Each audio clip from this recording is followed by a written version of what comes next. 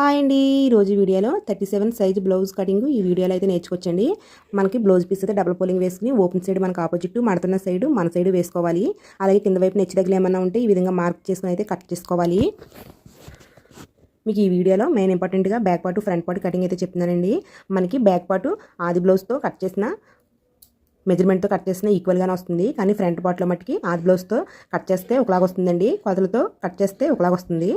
అయితే మీకు నేను ఆది బ్లౌజ్తో అయితే మీకు ఎంత ఈజీగా ఫ్రంట్ పార్ట్ని కట్ చేయొచ్చు ఈ వీడియోలో అయితే చెప్తాను. ఈ విధంగా మనం ఇచ్చి దగ్గర కట్ చేసుకున్న తర్వాత కింద వైపు నడుము వద్ద కుట్టుకోవడం కోసము 1/2 ఇంచుకి ఒక మార్కింగ్ చేసుకోవాలి. తర్వాత ఆది బ్లౌజ్ తీసుకుని మనము షోల్డర్ దగ్గర నుంచి కింద డాట్ దాకా ఈ విధంగా లైట్గా పట్టుకుని సాగదీయాలండి. తర్వాత మనకు అసలు పొడవు వస్తుంది.